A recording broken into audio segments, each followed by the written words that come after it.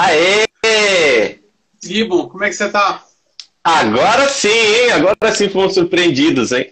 Agora sim nós vamos surpreendidos. E aí? Pois é, você começa falando que a gente falou sobre o fim das playlists, acabou as playlists, né?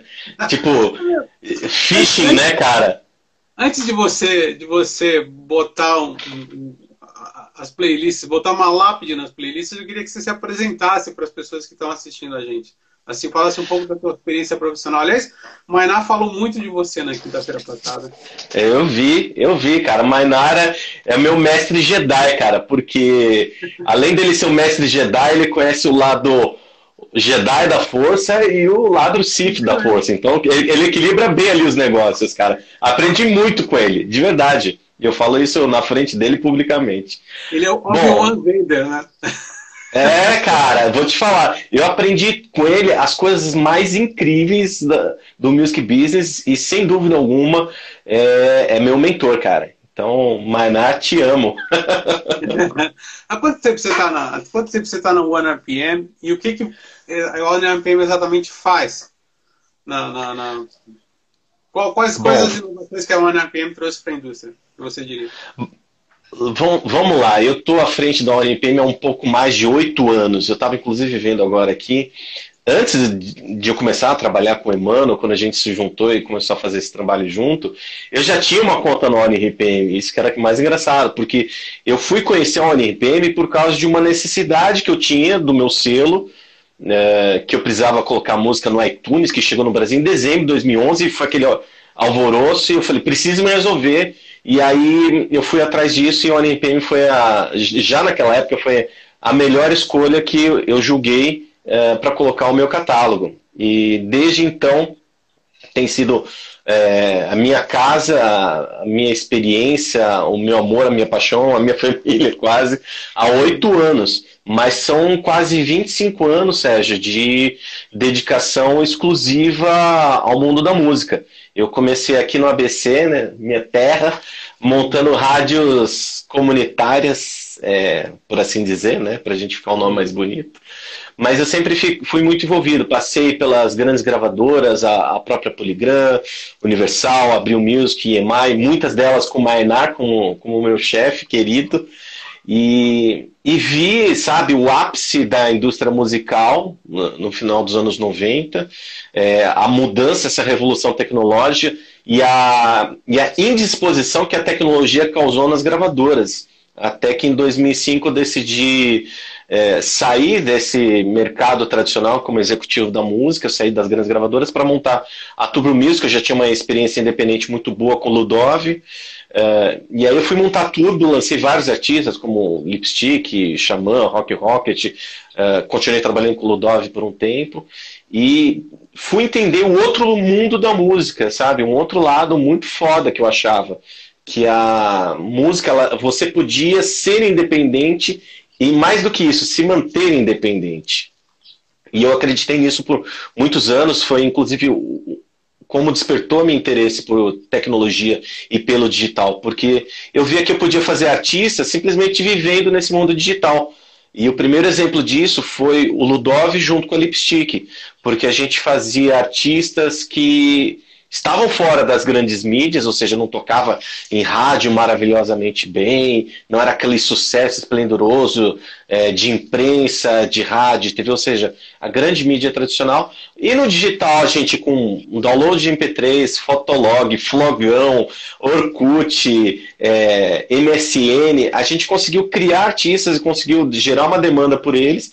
E eu falava, cara, digital é um negócio de outro mundo.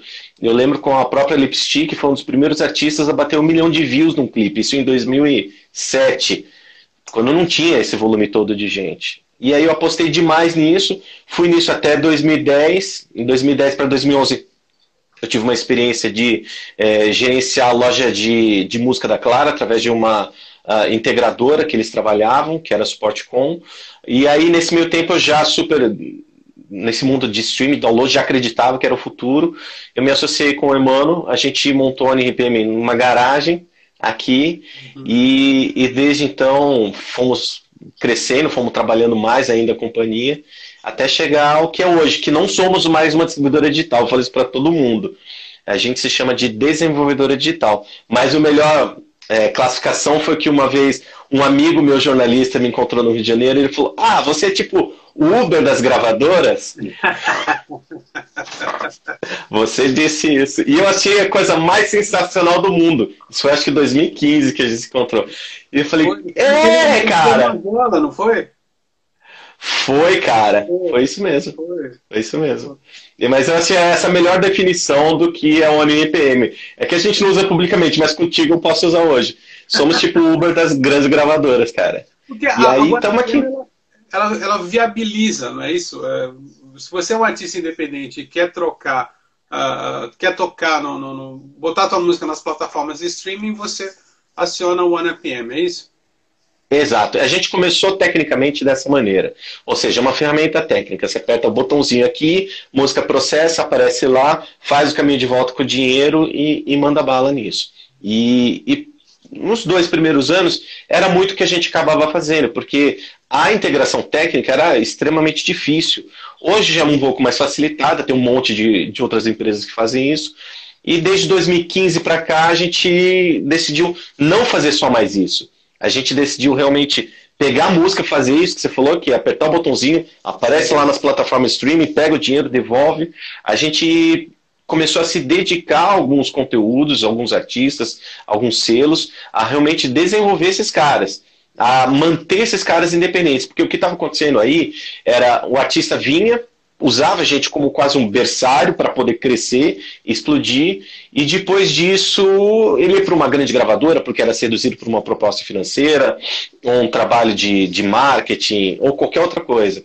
E a gente precisava reter esses talentos. Então a gente começou a se expandir, mas sem necessariamente amarrar com essa expansão. Então a gente começou a trabalhar marketing, promoção, envolvimento e até investimento em alguns pontos aí também. Hoje a OneRPM praticamente uma gravadora, né? Vocês têm um cast muito interessante. Vocês têm Frejá, Péricles, Nando Reis, muitos artistas de funk, o João Bosco e Vinícius, o Gustavo Mioto, que é uma sensação. Você já começa a incomodar as gravadoras, não? Há muito tempo, cara. Eu lembro que... É que a gente não pode falar nomes, né, cara? Mas eu já cheguei a receber uma notificação extrajudicial de 2 grandes corporações sobre algumas práticas de mercado que não são ilegais, mas a gente é muito agressivo mesmo. Com a taxa de royalties, transparência de relatório. E isso incomodou já eles em 2015. Então, de lá para cá, eu realmente tenho incomodado. O market share que a gente tem, ele é expressivo. Ele é do tamanho de uma major, de uma multinacional. Tanto que são meus concorrentes diretos. Eu sempre me pergunto, quem são seus concorrentes? Cara, é a Warner, a Sony, a Som Livre e a Universal pelo tamanho que eles fazem. E a gente tem realmente nomes de expressão. Odeio o termo gravadora, porque nós não gravamos nada aqui. Mas a desenvolvedora acho que se encaixa melhor nisso. Mas o casting é o casting que uma gravadora tradicional de grande porte teria. O Mioto, acho que é o melhor exemplo que eu posso dar aqui, que é um artista que começou muito pequeno com a gente. E era um cara que eu já gostava, eu curtia, e nada a ver com a relação com o pai dele, que é um grande contradição. Então não tinha esse interesse obscuro. Eu queria simplesmente trabalhar o menino, gostei, começamos a trabalhar, deu certo, explodiu, montamos, foi uma das primeiras estratégias a desmembrar um álbum e lançar em vários singles, isso em 2016, 2017, e tá com a gente até hoje, firme e forte, alcançando recorde atrás de recorde. Mas não é fácil segurar quando fica desse tamanho. Sei. O que faz um artista já consagrado e com passagem para as gravadoras, tipo o Péricles ou o Nando Reis, ou o próprio Frejá, né, que foi do Som Livre, o Warner, acho que até o Universal, se eu não me engano, a apostar na OneRPM? Então, aqui a gente tenta ser um pouco mais colaborativo, que a gente pode falar. Ou seja, a gente entende que o artista ele tem que fazer a parte dele e eu vou fazer a minha parte. E vamos ganhar pelo que é justo e real.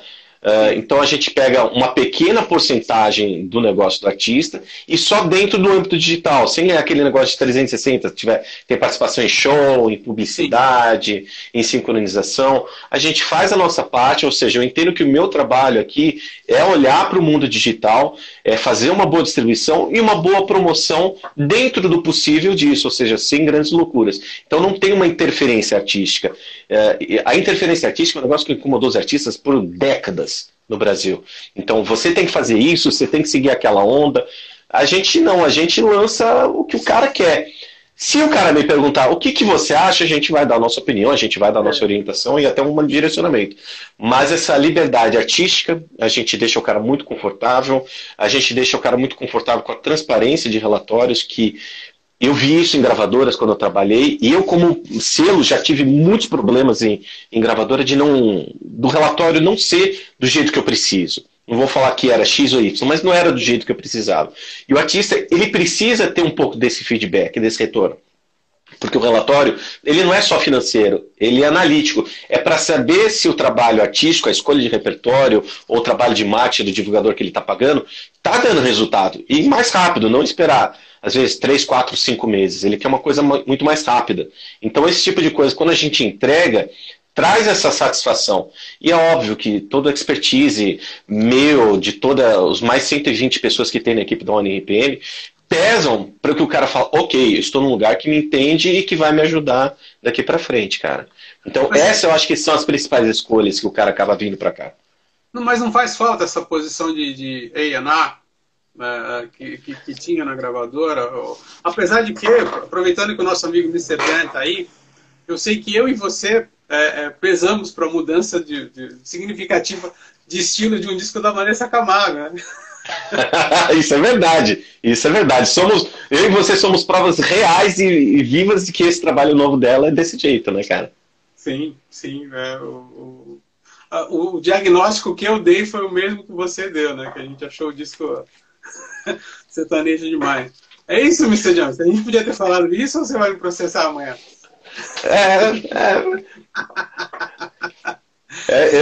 Vamos falar de Vanessa. Vamos falar... Vanessa Camargo é sempre assunto. Vanessa é fantástica. Eu sou apaixonado pela Vanessa, cara. Eu acho ela muito mais do que uma cantora superficial do pop, cara. Eu acho que ela tem profundidade, ela tem uma base sólida de fãs, muito engraçada. E eu falei isso pro Jam, falei pra ela, que é impressionante que ela tem um público LGBT muito forte, mas ela tem aquele público lá de trás que envelheceu junto com ela e quer ouvir essas músicas mais maduras. E isso foi incrível, assim, a gente teve resultados muito bons realmente com a Vanessa aqui. Eu acho ela uma popstar nata, sabe, eu gosto muito, assim, e ela tem uma empatia, assim, que eu acho, com o público, que eu acho muito legal. E ela tem um gosto musical eclético, assim, surpreendente. Eu estava conversando outro dia com ela no escritório sobre bandas de rock alternativo dos anos 90. Cara, ela conhecia coisas, assim, que me impressionaram. Agora vem cá, que história é essa de fim das playlists, Arthur Fitzgibbon? É isso aí, cara. Agora chegou a hora. Vamos falar disso. Eu falei para todo mundo. Falei para a equipe hoje. Falei, vou falar sobre a morte da playlist, o fim das playlists. Na verdade, cara, essa é uma coisa que eu já tenho defendido há um tempo, sabe? A indústria da música ela é muito imediatista, mas muito imediatista. As playlists é algo que a gente vem falando há 6 anos aqui no ONRPM, de se acreditar nisso, o próprio perfil do streaming. E mais recentemente, de um ano e meio, 2 anos para cá, virou regra número 1 de planejamento de qualquer bom entendido de marketing.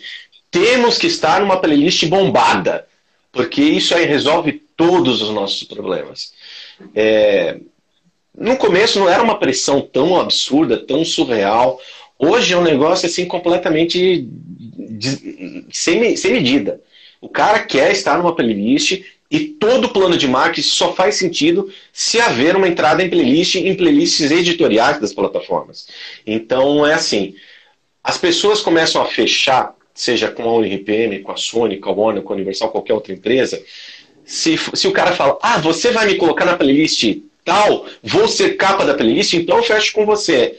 E eu vi esse tipo de coisa começar a entrar, inclusive, em contrato de determinadas gravadoras. Eu falava, cara, isso aí vai se tornar primeiro, uma prostituição do nosso mercado, e segundo, você vai começar a fazer algumas promessas de que você não tem controle. Porque a playlist, ela não é uma negociação. Ela é baseada em fundamentos artísticos, ou seja, tua música tem que ser boa, assim como a música tem que tocar no rádio. Não adianta, por mais negociação que existe, se a música for ruim, vai dar muito ruim. Ou seja, você vai entrar numa playlist de 1 milhão de pessoas, e se você é um artista novo, ou está apresentando um trabalho novo, e inclui a sua música ali e tem rejeição, você não vai ter rejeição de 10 pessoas, você vai ter rejeição de 1 milhão de pessoas. E isso vai interferir absolutamente no algoritmo. Não funciona esse tipo de coisa. Então, essa é a primeira coisa que eu já há algum tempo venho defendendo, que a playlist ela não deve ter o poder que ela tem. O segundo ponto, o artista, quando não entra na playlist, ele fala, acabou minha vida, acabou meu plano de marketing, minha música é uma porcaria, não vou fazer mais nada. Então, todas as outras ações de marketing, elas ficam sem sentido. E isso é tão nocivo, a playlist, ela se torna, essa não entrada na música em playlist se torna tão nociva, que no dia seguinte, já é decretada a morte da música. Então, se você tinha um planejamento de imprensa, um planejamento de engajamento social, de post, de investimento em mídia, de ação com fã-clube, o cara fala, beleza, não entrou hoje, vou dar mais 3 dias para ver se essa música entra em playlist. E morre. Sim. Então, eu vejo muitas músicas se perderem nos lançamentos por causa disso. A playlist, hoje na ONRPM, ela não é o fator número 1 do nosso planejamento de marketing. Porque se você faz isso e não entra, morreu. Então, a gente decretou internamente que a playlist não é mais fator determinante do sucesso do artista. Ou seja, nesse ponto a playlist ela é mais cruel do que aquela coisa da primeira página da rádio, é isso que eu ia falar. Nem só a primeira página da Crowley, mas eu trabalhei com determinada pessoa em gravadora, que eu não lembro o nome, assim, muito convenientemente, que ele dobrava a folha da Crowley no meio, ou seja, ele só via metade da folha para cima. E se você for ver isso, acontece em determinadas empresas, eles pegam o top 100 de uma determinada plataforma de streaming e só olha dos 50 para cima. Porque não quer saber do que acontece quando está para baixo. E aí o que acontece? Esse cara fica abandonado. Só que se você tem um volume até o top 500 de coisa, que é o que a gente olha aqui, você acaba fazendo um movimento muito bacana. Ó, Luciano Varela, você sabe sim, Arthur. Eu sei o nome, mas eu não posso contar, meu amigo. Um dos maiores divulgadores de rádio, Luciano Varela. E então isso voltou, sabe, uma má prática de mercado que eu vi as gravadoras ficarem muito viciadas. Isso. Se você toca no rádio, você é sucesso. Era sinônimo de sucesso. O rádio é o sol. Agora o novo sol é determinada plataforma de streaming, que a gente não pode ficar falando nome, senão é uma ciumeira danada. Mas eles veem o top 10, o top 50 e quem está na cabeça das principais playlists. Então, quem são as 3 primeiras posições da playlist, quem está na capa. Então, eu acho horrível isso. Horrível isso. É um retrocesso. Fala que trabalhou com esse profissional também, que ele alegava não entregar bom. Via metade da folha da reunião. Para quem não sabe, a Crowley é a empresa da qual o Marcelinho Cabral trabalha muito bem, que afere a audiência das rádios, nas músicas mais tocadas e tal. E o trabalho que eles fazem é essencial, que é mais ou menos o que existe dentro do streaming. Você tem que saber como a sua música toca em rádio, como ela performa, e como performa tanto dentro do streaming. Isso é o famoso BI, o Business Intelligence. Você tem uma inteligência de saber por que aquela música tocou 100 vezes nessa playlist e 100 vezes nessa. Às vezes, 100 vezes naquela playlist são 100 execuções ruins. Que é a mesma coisa com rádio. Você tem que tocar no lugar certo, na hora certa, para o público certo. Não é a quantidade de pessoas. É você estar realmente dentro da playlist correta. Eu tive exemplos aqui, dentro das playlists, existe um negócio chamado skip rate, Sérgio, que eu acho foda demais, cara. Que é a taxa de você pular para a próxima música. Então, tanto serviços como a gente aqui, a gente vê se aquela música entrou na playlist correta através do skip rate. Ou seja, você está ouvindo lindo e maravilhoso o seu playlist e aí aparece uma música nova. Se você gostar e se manter aquilo, essa música inteira, quer dizer que essa música foi aprovada e atingiu o correto. Só que se a pessoa não gosta... Não, agora que saiu o som. Peraí. Peraí que eu vou fazer um jeito aqui agora. Porque as pessoas não param de me ligar. É uma coisa de louco aqui. Peraí. Tá muito requisitado. Tava tão bom o papo.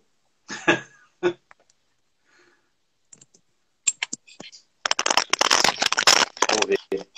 Tá. Agora não estão me ouvindo, né, cara? Agora eu tô. Mas Cara, se meu as pessoas telefone. não gostam, Então, se as pessoas não gostam, elas vão pular para uma próxima faixa. E o sistema ele vai entender que aquela música teve uma rejeição. Então, quanto mais pessoas pulam a faixa, maior a rejeição. Ou seja, o sistema da determinada plataforma streamer vai recomendar cada vez menos para novos usuários. Ou seja, o orgânico dessa música vai ser extremamente prejudicado. Então, um artista novo, ele não tem que estar numa playlist gigantesca. Ele tem que começar em algo baixo e começar o processo de aceitação. E aí, na hora, quando ele chegar na playlist correta lá em cima, aí ele vai explodir, enfim, e vai o orgânico começar a trabalhar.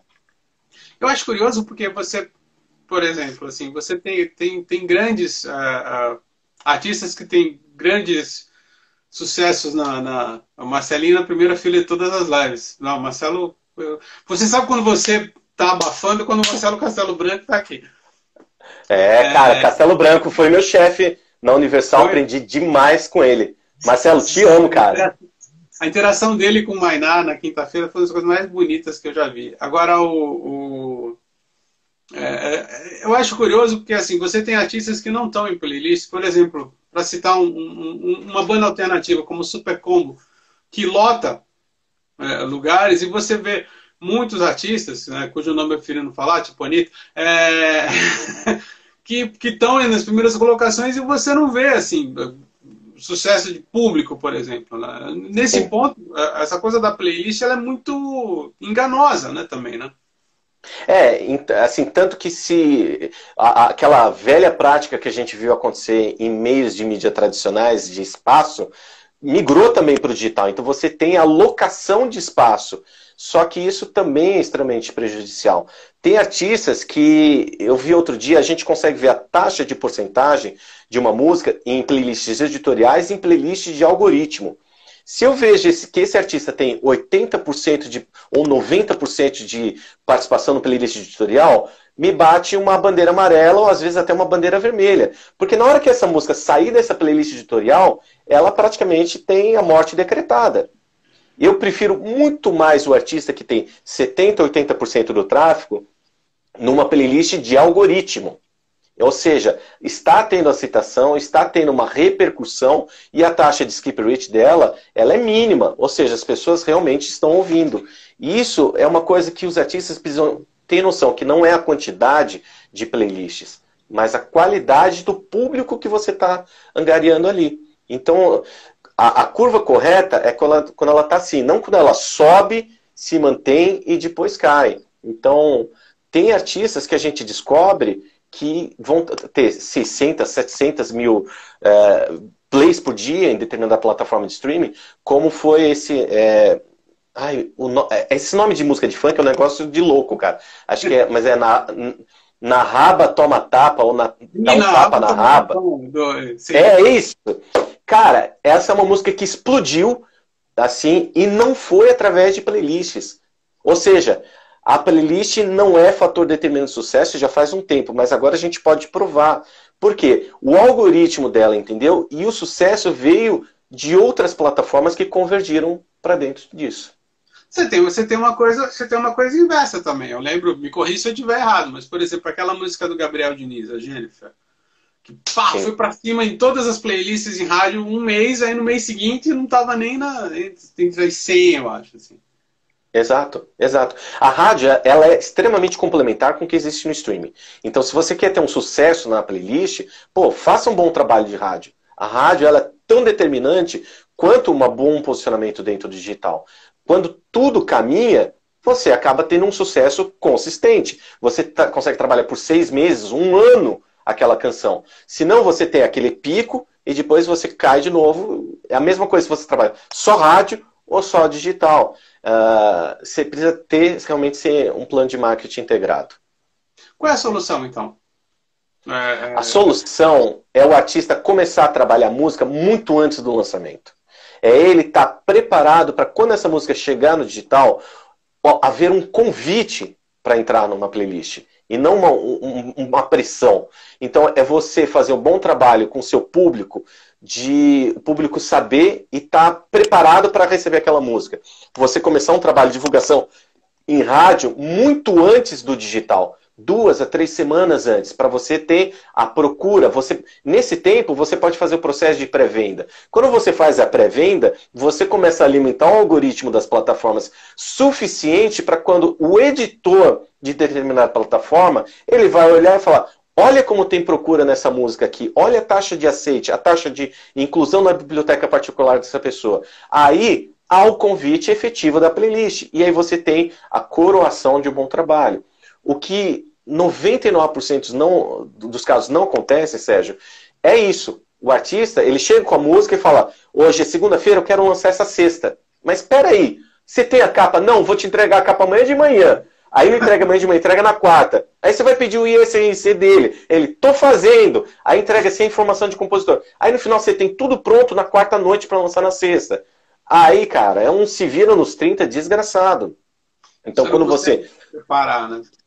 Não, assim, o digital, ele te deu a flexibilidade e autonomia disso aí. Só que ele não te tirou um negócio que nós aprendemos nas gravadoras, que é o planejamento. Você precisa se planejar e com muita antecedência. Você precisa ter pessoas reportando, pessoas escrevendo, pessoas falando sobre a sua música e que te tragam credibilidade. Para quando aquela música entrar no ouvido do consumidor, ela já venha com essa credibilidade, com essa confiança, tipo, o que essa pessoa vai lançar é de boa qualidade. Então, na hora que você vê uma música na playlist, ela tem uma efetividade. E isso é muito raro acontecer, porque o cara lança, espera entrar num playlist, espera entrar num canal de YouTube, ou seja, num Condzilla, num portal de divulgação, e ter aquele 1 milhão de plays diários. Então, esse é um negócio que eu abomino horrorosamente. Você não pode comemorar quantidade de plays, você não pode quantidade de visualizações, porque isso mata. Então a playlist, eu decretei a morte da playlist por causa disso, porque ela está interferindo totalmente nos planos de marketing, em bons planejamentos, e se não entra, é considerado um fracasso, é considerado um insucesso, e não só do artista, mas da plataforma de streaming, nossa, da gravadora, do produtor, do compositor, de toda a cadeia produtiva da música. Você costuma comentar isso, por exemplo, porque a OneAPM tem o seu departamento de imprensa e tal. Você costuma reforçar isso com o seu departamento de imprensa, até mesmo para que os jornalistas, né, aprendam um pouco isso, né? Porque eu acho que a imprensa também é meio vendida, né? Muitas vezes o cara se baseia pela playlist, pelo que está tocando na playlist, e esquece de todos esses... Exato. Eu acho que, guardadas as devidas proporções, esse tipo de problema acontece em todos os meios. Na própria imprensa, tenho certeza que quando você estava lá na frente da Veja, chegava um monte de gente querendo enfiar a matéria, enfiar artista, enfiar entrevista, e o cara desesperado quando saísse. E quando não acontecia, era aquela frustração que rolava. E aí ele falava, tá bom, vamos fazer alguma coisa com notícias populares. Cara, não é isso. Não é isso.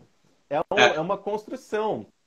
Pois é, cara. O Malcolm está perguntando, o certo é mandar com quanto tempo de antecedência? Meses de antecedência. Meses de antecedência. Eu estava conversando agora há pouco com o João Paulo, um amigo aqui, e ele estava fazendo um trabalho de um sertanejo muito bacana que vai lançar em setembro. E nós estamos em junho. Isso é um bom planejamento para trabalhar. Olha... Já neguei acho que umas 5 ligações aqui enquanto a gente está falando, cara. Mas vem cá, os hábitos, né? A pandemia mudou também os hábitos dos... Completamente, cara. Completamente.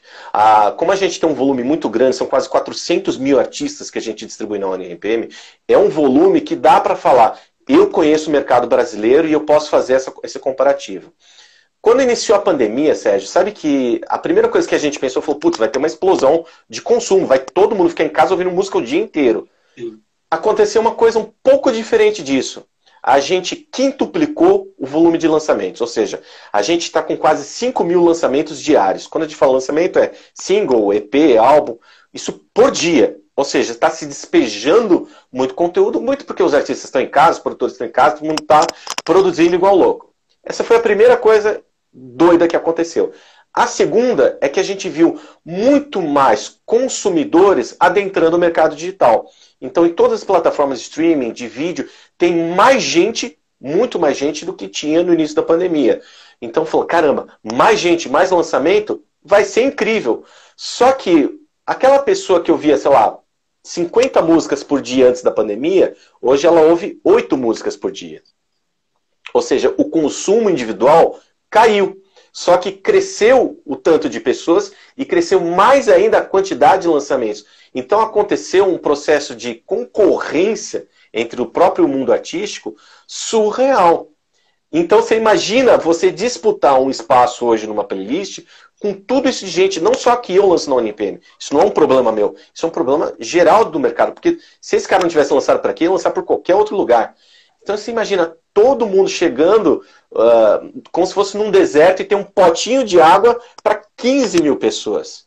A surrealidade do mundo. Então o que a gente tem feito? A gente tem tentado educar e adestrar as pessoas a... Peraí, esqueça a playlist, dá 10 passos para trás e faça essa lição de casa. Então tem pré-save, tem a campanha de marketing, tem redes sociais, tem o esquenta, tem a sua própria playlist, porque a playlist nada mais é do que uma audiência.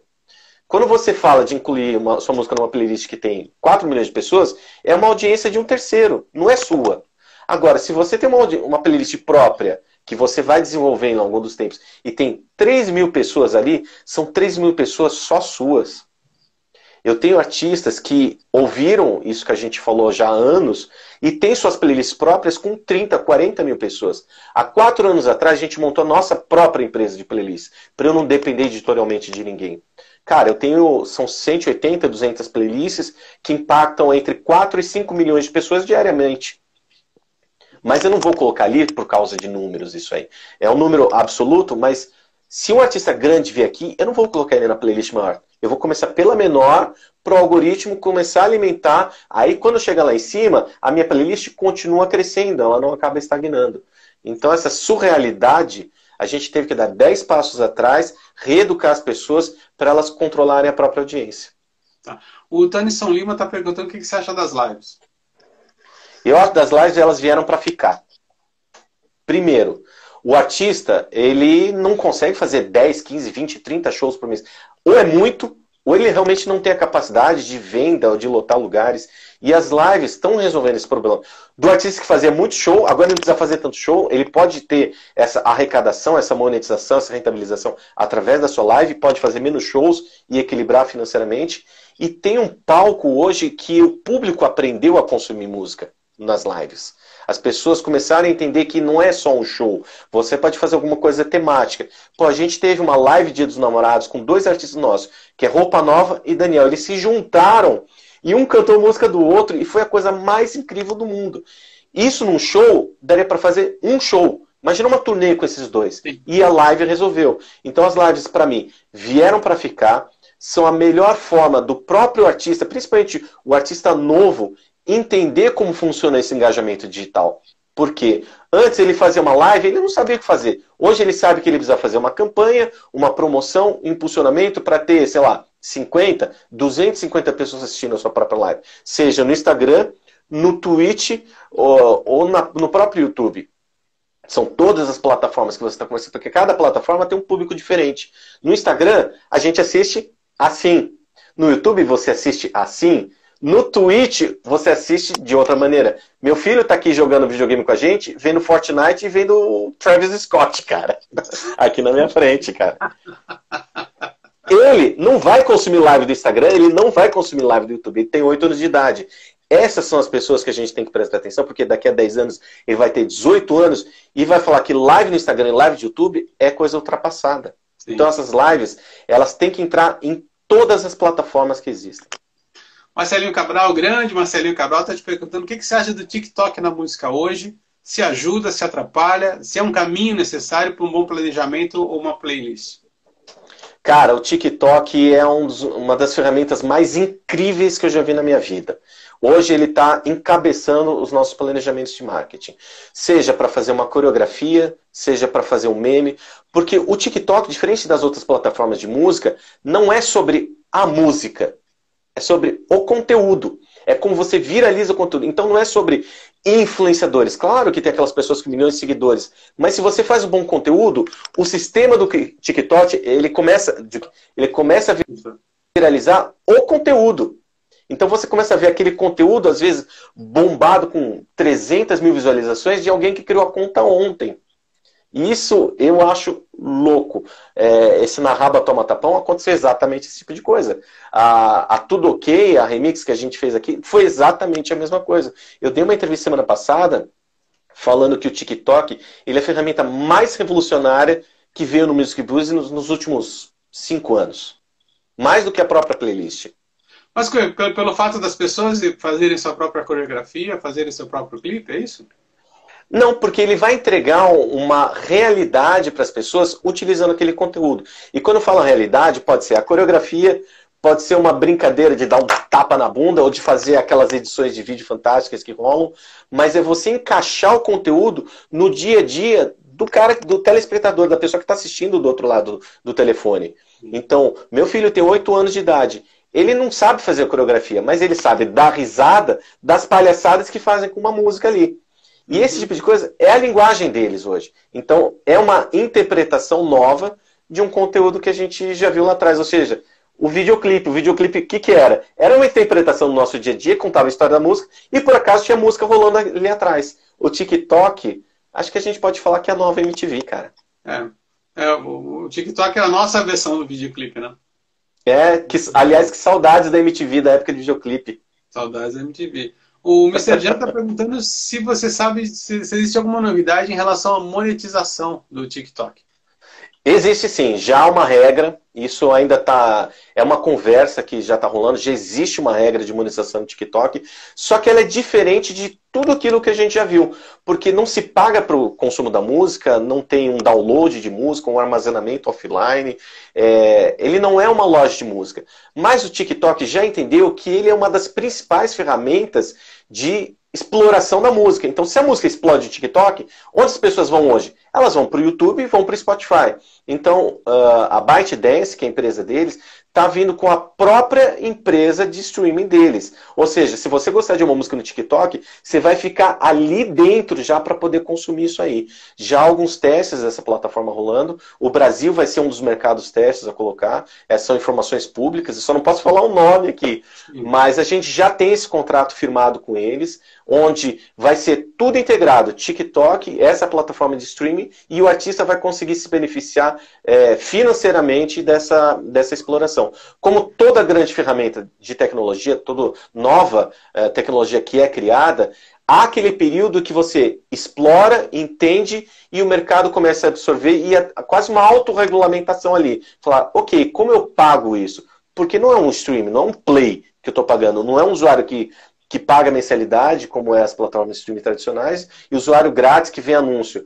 É uma nova forma. Então, eles estão encaixando tudo isso para se adaptar. Esse novo modelo com o modelo já mais tradicional da nossa indústria. E essa informação deve vir, acho que nos próximos meses, isso já deve estar funcionando. O Favela Venceu está te perguntando o que você acha dos artistas pagarem execução pública nas lives? É um assunto muito polêmico, porque a execução pública ela tem que ser respeitada, muito. O compositor vive disso. E é uma regra que existe desde 1900 em Guaraná com rolha. Então a execução pública ela deve ser respeitada em todos os âmbitos, seja em shows ao vivo físico, seja em shows ao vivo digitais. E a live se encaixa disso. O que tem que se ver é como é que funciona esse novo modelo, porque ele não é um show tradicional, ele também não é só uma forma de monetização e ele também é uma forma de promoção. Então, já existem acordos de todas essas plataformas, o YouTube ele paga a execução pública disso, já existe esse acordo. O que está tentando se encontrar é uma forma mais equilibrada, porque tudo que existia de execução pública se caminhou para o digital. Então, peraí. Foi negociado um outro momento, uma outra forma que existia. O que está se conversando agora é uma nova forma de fazer uma nova regra. E eu acho que tem tem total acordo, total apoio, desde que seja justo para todo mundo, porque não adianta também só o artista trabalhar, fazer a captação e se desenvolver ali e não ser beneficiado por isso. Toda a fatia do mercado, o compositor, a plataforma de streaming, seja de áudio ou de vídeo, o intérprete e a própria marca, porque o que a marca quer ali é uma exposição, é trazer essa credibilidade do artista para a marca e que o brand dela seja transferido. Mas ainda eu acho que é um assunto polêmico que vai render mais umas boas semanas de discussão aí. O Marco Aguiar está perguntando o que é preciso para ter um álbum distribuído pela OneRPM. E eu vou aproveitar e te fazer a seguinte pergunta. Você está acostumado a lidar com artistas jovens, né, que já conhecem essas novas regras no mercado, né, ou pelo menos desconhecem como era feito. Como é que na hora de você trabalhar com artistas que já vieram de um mercado, entre aspas, muito entre aspas, viciado, né, e você tem que falar para ele, olha, o jogo agora é esse aqui. Antigamente você jogava com a 9, você vai jogar com a 7 e vai ter que se acostumar. Cara, assim, não mudou muito as regras, é muito parecido com o que era o passado. Eu gosto de fazer essa analogia do digital com o físico. Primeiro, você precisa ter uma música boa. Você tem que ser autocrítico o suficiente para falar, ok, minha música é boa, vou para frente. Segundo, você tem que ter o registro da música, que existia no físico e existe no digital, que é o ISRC, que é a base de todo esse negócio. Então, se você tem uma música boa, se você tem o ISRC, vamos para a capa do disco. Cara, se compra livros pela capa. A mesma coisa com a música. Se você faz uma capa incrível, as pessoas vão falar, o que é isso aqui? Deixa eu clicar. Então, se você tem uma capa, se você tem o registro, que é o ISRC, se você tem uma música boa, que são 3 ferramentas digitais, que é uma capa em JPEG, o ISRC, que é registrado na sua associação preferida, que eu uso muito a OBC aqui, e você tem um áudio da música, que é um Wave, você já pode fazer essa exibição. A gente não cobra nada das pessoas para fazer essa distribuição. A gente distribui de graça. Ou seja, eu não cobro nada antecipado. Eu entendo que... Como é que eu vou cobrar antecipado pela arte do artista se nem ele sabe quanto isso vai dar? Nem eu. Então a gente abriu a plataforma já há alguns anos para fazer essa distribuição gratuita para todo mundo. E uma vez que há receita, eu vou reter uma parte daquilo. A única coisa que todo mundo sempre tem que lembrar é: tenha tudo liberado. Seja o dono da música. Não vai criar uma conta na ONP e falar, pô, vou lançar uma música dos Beatles, cara, que isso aí não tá no digital, como ninguém nunca pensou nisso? Pô, não, cara, peraí, não vão passar vergonha. Seja o dono da música, você tem que ter a propriedade do autoral, do fonograma, você tem que ter tudo autorizado direitinho. Uma vez que você tem isso, o sistema funciona, que é uma beleza, cara. E faça o planejamento, pelo amor de Deus. Francisco Alombre, na praça, boa noite. E o Jorge Lopes, essas lives só tem tubarão aí. Olha só, Jorge Lopes, cara, já participei de reuniões de vendas com ele na Universal, cara. Quem é que faz o marketing para essa música estourar? É isso que eu ia te perguntar, porque antigamente o artista na gravadora grande tinha, né, o departamento de marketing. Na OneRPM, como é que isso... A gente tem também. A gente tem 2 tipos de trabalho de marketing aqui. A gente tem um que eu chamo que é mais em escala, que a gente pode falar, que é tudo online para a grande massa de artistas que a gente distribui. Então, são ferramentas automatizadas que estão disponíveis no painel de controle do artista, que é o Pre-Save, Smart Link, melhores práticas de Spotify, Deezer, Apple, Napster, está tudo ali, que a pessoa pode fazer a sua lição de casa e virar um autodidata disso. E a gente criou... Não, a gente não criou nada, a gente só reformulou algo que existia nas próprias gravadoras, que são os departamentos, os labels, que a gente chama de clusters aqui.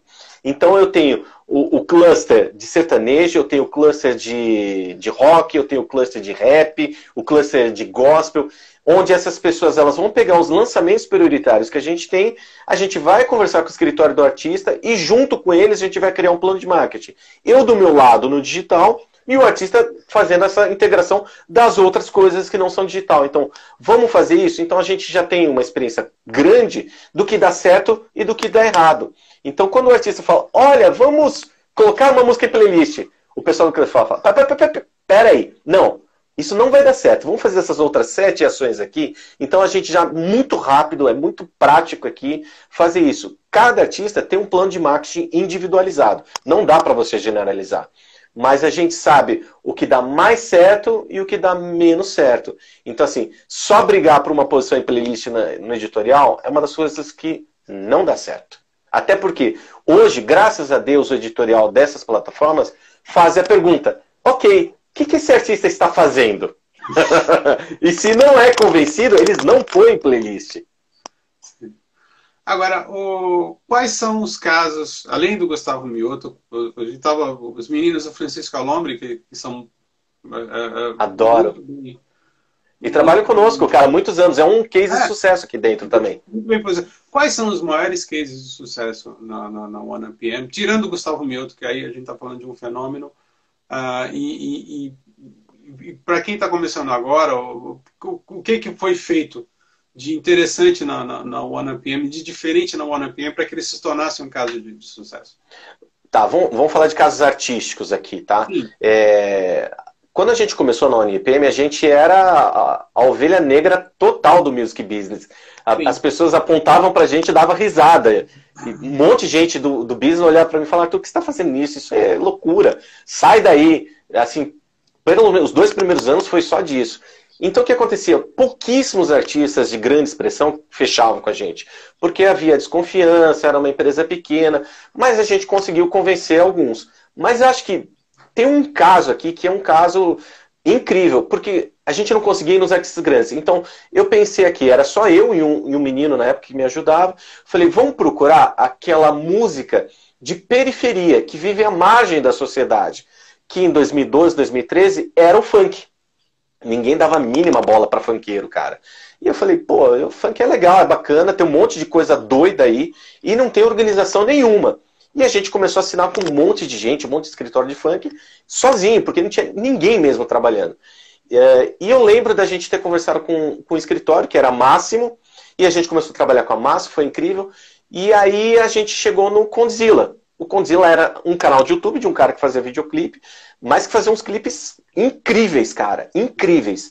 E aí eu e o mano, a gente conversou com o Conrad, que hoje é Conde, né? Ele virou a personalidade Conde.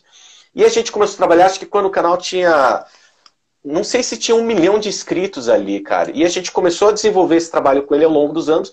E foram, acho que 7 anos, ou talvez 5. Enfim, foram muitos anos de uma parceria incrível, que levou o Conde para o canal, o Condzilla, o maior canal de música do YouTube do mundo, com 54 milhões até o encerramento do contrato, que aí ele foi seguir um outro caminho. Mas esse acho que é um dos melhores casos que a gente teve aqui, que não foi um caso de sorte, não foi um caso de bilhete da Mega Sena no Music Business, mas foi um trabalho conjunto do que a gente fazia aqui, do que ele fazia ali, e muito dos artistas que a gente tinha pegado de funk aqui, que eram a base OneRPM e Condzilla. Eram 2 coisas juntas ali trabalhando. Então, é uma coisa assim que a gente pode falar que é um case de sucesso aqui. A Condzilla, ela nasceu e tornou esse fenômeno que hoje é Condzilla dentro da OneRPM.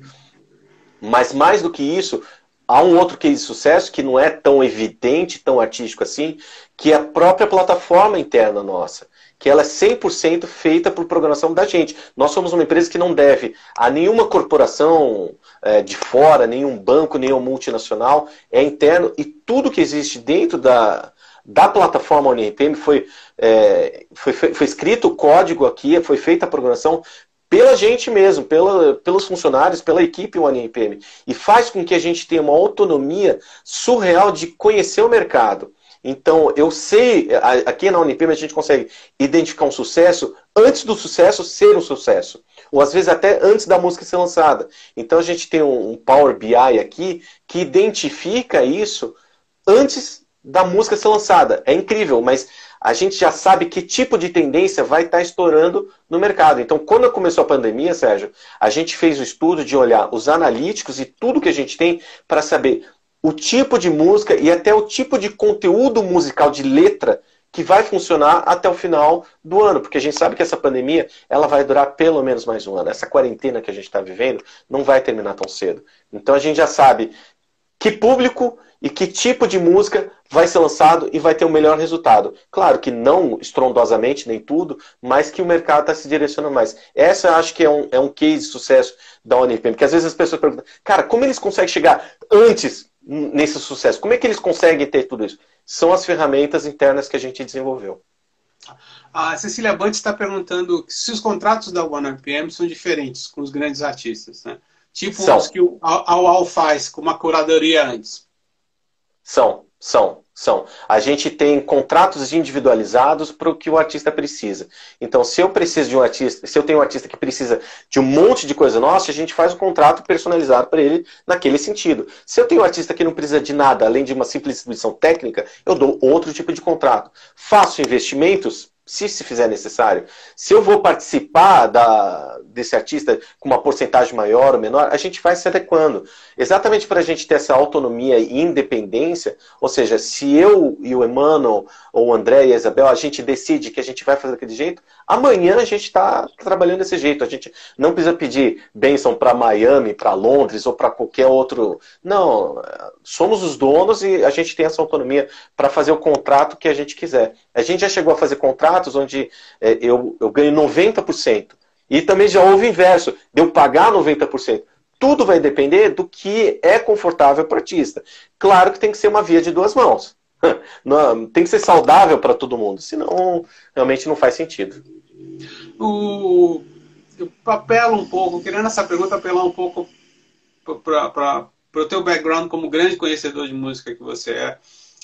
Nos últimos 2 anos, a gente viu essa ascensão do pop good vibe, né? Acho que a situação econômica e política estava tão ruim que as pessoas escutavam essas músicas mais fofas como uma forma de escapismo, né? Thiago York, Ana Vitória, o Melim, o próprio Lagum. Hoje, né, com essa pandemia, você acha que a música está indo para onde? Eu acho que ela está indo para quem tem conteúdo, quem fala alguma coisa. Eu vi exemplos de lives aqui, por exemplo, de Nando Reis, com números astronômicos para um artista de MPB, pop rock, que é o Nando. Então, e foi uma live simples, era só ele violão, não tinha grandes produções, rojão, pirotecnia, não tinha nada disso.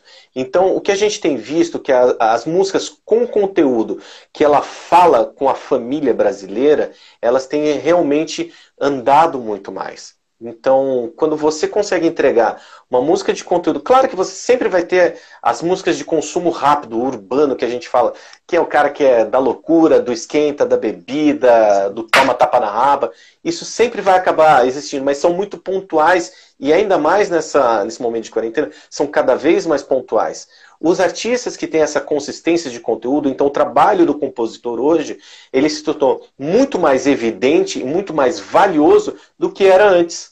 Por quê? Se você não entrega uma música que segura e que fala com o fã, essa música ela não está tendo mais consistência. Então, mesmo as músicas de sertanejo, se você for ver, mudou um pouco a temática do sertanejo. Eles não estão indo mais para aquela música do duplo sentido, de safadeza, de sacanagem. Ele está falando muito mais de amor, então as músicas românticas estão incrivelmente indo bem. Eu recebi de uma dupla sertaneja, que vai trabalhar com a gente agora, eles sempre vieram nesse momento do duplo sentido, da brincadeira, do festa, e mandaram uma música e eu falei, cara, é essa aqui. E é uma música romântica. E é desses sertanejos que cantam aquela coisa mais bruta, mais safada. Falei, isso vai arrebentar. Então, há um entendimento dos compositores, do mercado e do fã que ainda não percebeu isso. Mas ele quer ouvir música que alimente o espírito dele, alimente o psicológico dele. Tá todo mundo absolutamente estressado e com a cabeça saindo fumaça. Então, essas músicas elas estão vindo para ser o alívio e a válvula de escape de todo mundo, cara. O Lucas Pereira tem uma pergunta muito interessante. Em quais pontos o mercado brasileiro ainda tem para aprimorar na distribuição digital? Primeiro, eu acho que o Brasil é uma das principais potências e lideranças no mercado de música digital, distribuição digital. E não falo isso só por causa da ONRPM, não. Muitos escritórios, muitos artistas entenderam como funciona. Não é à toa que o Brasil é o número 1 de consumo de música no YouTube, cara, no mundo. O brasileiro entendeu, os artistas entenderam montar uma estratégia para a música digital. O que falta ainda é uma penetração maior. Então, estima-se que, sei lá, 20, 25 milhões de pessoas consumam música digital no Brasil. Só que a gente tem 200 milhões de pessoas nesse país. A gente está falando, sei lá, de 12% a no máximo 15% da população brasileira consumindo música digital. Por isso que o Brasil é o principal celeiro e mais aproveitável e rentável celeiro de música no mundo. Todo mundo quer vir para o Brasil, todo mundo quer trabalhar no Brasil. Temos não é a sorte, mas a competência de estar num lugar certo na hora certa, quando a gente começou a ONIPM em 2012, quando ninguém fazia isso, ninguém. E ficamos 2, 3 anos sozinhos. Então a gente conseguiu fincar o pé muito forte. Então o Brasil aprendeu a fazer isso. O que falta é as pessoas, os artistas, aprenderem a convencer o seu consumidor a entrar no digital e se dedicar no digital. Isso depende também de tecnologia, de velocidade de internet, de melhores aparelhos, de mais acessibilidade de preço para as pessoas, as empresas também entrarem dentro das plataformas de streaming e investirem nessa parte de anúncio para que você tenha o usuário gratuito. Então, eu acho que está muito mais no consumo, o desenvolvimento que a gente tem que aprender, do que necessariamente em termos jurídicos, burocráticos ou até artísticos do Brasil crescer no digital. Tá. O Renato Zac pergunta por que as plataformas ainda não abriram um jeito fácil de se comunicar com curadores de playlists não oficiais. É impossível entrar em contato com curadores normais. Então, vamos lá. Vamos pensar como eles. Sou um curador, sou um editor de uma determinada plataforma e eu tenho aqui, sei lá, 50 playlists que eu administro. Ele não vai conseguir atualizar 50 playlists por semana, ele vai atualizar 10, 12 ali. E dessas 10, 12 tem 30 músicas. Olha a quantidade de música que chega para esses caras. É um trabalho dos sonhos. Para eu e você, que a gente é apaixonado por música, é um trabalho dos sonhos. Mas não tem tempo para esse cara ouvir tudo e ouvir com cuidado. Porque se tem um fator determinante de sucesso na música, é a audição. Então essas pessoas não conseguem ouvir tudo. Então o que eles fazem? Eles restringem quem fala com eles. Tanto que para você falar com o editor do Spotify, da Deezer, não é qualquer um que fala. E nem da ONIPM. Eu que sou eu, não falo com essas pessoas. Não porque eu... eu falo, não vem aqui, olha os ciúmes rolando aí. Mas é muito difícil você conseguir um tempo dessas pessoas. Então você tem que otimizar o tempo delas para que elas realmente façam o que elas fazem de melhor, que é ouvir música. Então é afunilado exatamente para isso, para dificultar e fazer um filtro mesmo do que é bom para chegar para ele. E essas pessoas, obviamente, elas estão atentas a outras coisas do que chegam também. Eles olham o que está rolando no orgânico ali. Francisco Alombre Oficial te pergunta, o que acham das collabs? Acham que é um bom momento para a estratégia de collabs internacionais? Melhor momento do mundo. Do mundo. Porque as collabs, elas fazem a promoção cruzada de público, ou seja, você traz público de um artista e você entrega também para ele, ou seja, há um refresh nisso aí, um refresco, você consegue mudar um pouco e trazer um público novo para te consumir. 1 milhão de artistas no mundo inteiro sem ter o que fazer. E eu falo, em vez de você olhar para o Brasil, que você já tem acesso, vá para fora do Brasil. Só que lembre-se, fora do Brasil, quase nunca se consome música em português. Então, se você quer pensar numa collab internacional, é inglês, espanhol ou chinês, cara. São essas 3 línguas que acabam determinantes no mundo. Mas vai primeiro no inglês, funciona e muito bem. E não estou falando, não vai atrás do Foo Fighters, mas vai atrás... Francisco Alombre, tenho certeza que na França e na Inglaterra eles vão achar artistas do mesmo nível, do mesmo número, que vão fechar uma campanha amanhã. Essas pessoas não podem depender só da ONIPM. Nosso tempo está acabando. Voltamos! Você e Mainá, os únicos que me fizeram voltar. Aí eu falei, cara, meu Deus, assim, aqui também não apareceu nada.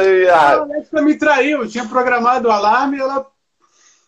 Essa Alexa é uma danadinha, eu tenho problemas aqui com ela. Quando eu venho minha namorada aqui, ela não obedece. Essa Alexa é uma danada, cara. Mas eu amo a minha Alexa, tá? Eu amo as duas, eu tenho duas. Uma pequena e a Echo Studio. Mas tenho 5 aqui em casa. Eu tô viciado nesse negócio. Aliás, você já viu o dueto do Ed Sheeran com a Alexa? Não, eu vou ver isso. Pede pra ela fazer um dueto com o Ed Sheeran. Começa o Ed Sheeran a cantar uma música junto com ela. Surreal. Vou fazer. Aliás, então, uma boa ideia. Isso me deu uma boa ideia. Vou buscar isso para fazer o primeiro no Brasil. Pô, fala, tem uns amigos ali na Amazon, acho que a gente pode fazer. Alô, Brunão! É. Mas a gente estava falando dos feats, né? Eu acho que eu miraria no mercado latino, né? Que para mim foi a coisa mais esperta que a Anitta fez, foi quando ela mirou no mercado latino, mais do que esse sonho de conquistar o mercado americano, né? Eu acho que a collab ela tem que ser muito consistente. Você não pode simplesmente abandonar um público e falar, vou abraçar aquele outro público. Que eu acho que alguns artistas já fizeram isso, porque brilha o olho ser internacional. Não, Sim. peraí, cara. Primeiro você tem que testar o mercado e a exaustão, para então colocar o seu pé definitivamente ali. E eu acho que essas collabs internacionais servem para isso. Tem muita gente que eu falo, começa desse jeito. Pega alguém para fazer um remix da tua música. Tem tanto DJ, tanta gente eletrônica no mundo inteiro, e a música eletrônica, ela é mundial, ela fala com o planeta inteiro. Acha alguém pequeno, ou que seja do teu tamanho ali, e oferece. Fala, cara, quer fazer um remix da minha música? Tá aqui todas as pistas. E aí você começa a testar um remix, que não precisa ser aquela coisa eletrônica, bate-taca. Pô, RPM tinha remix maravilhosos, que como estourou. E era uma banda de rock ali, só pra tocar nas danceterias, nas boates dos anos 80. Houve uma época que só se tocava remix, né? Acho que era o Jovem Pan, se não me engano, só tocava se fosse remix. Exato. Não, e teve um monte de artistas. A gente teve um caso aqui de um funkeiro, que foi o Deu Onda, cara. Que a remix foi a que tocou há muito na rádio. Porque a versão funk era uma versão funk. Mas a Deu Onda era remix e bateu direitinho pra rádio. Então você faz essa adaptação para um outro público te conhecer. Você não vai impactar o mesmo público que você já conversa. Então eu recomendo assim, se quiserem fazer alguma collab internacional, pense nesse negócio de remix, que é o mais fácil, mais simples, você não precisa regravar nada, manda a pista, o cara faz o remix lá, te manda, divide o royalty, tá tudo lindo. Uhum. Quais são os próximos passos da OneUpM, Arthur? Acabar com as playlists de vez. Você é um Dom Quixote lutando contra moinhos de vento, assim. Cara, eu adoro ser, na verdade, quase um anarquista. Às vezes eu acho, cara, eu acho que eu não tô aqui pelo dinheiro, não. Aí passou os 10 minutos, não, é pelo dinheiro, sim. Mas é pra ver o circo pegar fogo. Mas nossos próximos passos é a gente se firmar cada vez como uma desenvolvedora digital e parar de olhar para esse negócio de quantidade de plays. Nosso foco é a audiência. Eu quero desenvolver audiência. Então a gente está para lançar o site novo agora. A gente vai fazer 10 anos de OneRPM. Então em julho, sempre todo julho, a gente faz uma reformulação completa da companhia. E a gente vai lançar todas as ferramentas que a gente chama Direct to Fan, que são um monte de ferramentas que são para desenvolvimento e manutenção do artista. Ou seja, para que o artista ele cresça, faça manutenção e guarde aquela audiência para ele. Não que eu não queira que a OneRPM cresça, mas que o artista, se precisar algum dia, ele precisar levar o catálogo dele e fazer alguma coisa em outro lugar, é dele essa audiência. E a mesma coisa é como a gente vai querer trazer os artistas para a OneRPM. Venha para cá porque você vai cuidar da sua própria audiência a partir de agora. Então essas são as ferramentas, esses são os próximos passos que a gente tem aqui. Eu acho muito bom essa tua visão de construir uma carreira, né? No fundo, você está trabalhando numa construção de carreira sem essa voracidade, né? Essa agressividade que tinha, né? Porque nenhum artista lança música para ficar fazendo sucesso por 6 meses. Nenhum. No planeta inteiro. Tá? Todo mundo lança música e quer ficar 10, 15, 20, 30 anos e, se possível, viver daquilo e deixar os filhos vivendo daquilo. Só que isso só vai dar certo com um plano de longo prazo. E a audiência é o segredo. O David perguntou justamente isso. Se a agregadora hoje, ela é a gravadora do futuro. Não. Gravadora é uma coisa, agregadora é outra e desenvolvedora é outra coisa. Agregadora só agrega o conteúdo, põe e distribui. Gravadora vai, identifica, faz esse trabalho de AIR, grava de acordo com o que o mercado coloca. Então, não é. A gravadora não é a agregadora e a agregadora jamais será gravadora. Mas existe uma empresa que fica no meio termo, que é onde a gente confortavelmente se posiciona. Agora sim, mestre Arthur, muito obrigado. Aliás, amanhã teremos em todos os sentidos, né, um grande artista do OneUpM, que é o Péricles. Né? Péricles é incrível, cara. E a história de renovação dele, ele foi um cara que no dia 1 entendeu digital. O Péricles, ele merece todas as nossas honras aqui, porque ele fez toda a lição de casa, sem nenhuma exceção. Fora que é um lorde, né? Ele é. É uma educação ímpar. Ímpar. Muito obrigado, mestre. Até a próxima. Eu que agradeço. Hoje eu realizei meu sonho, cara. Fui entrevistado por Sérgio Martins. Agora o meu plano de marketing é um sucesso. Chupa, né? Chupa, mas Sérgio Afonso. Chupa, Paulo Jumeiro. Não chupa, não. Eu respeito demais essas pessoas. Mas, ó, de coração, é uma honra pessoal realmente bater esse papo contigo publicamente. Eu acompanho todo o seu trabalho desde que eu comecei no Music Business.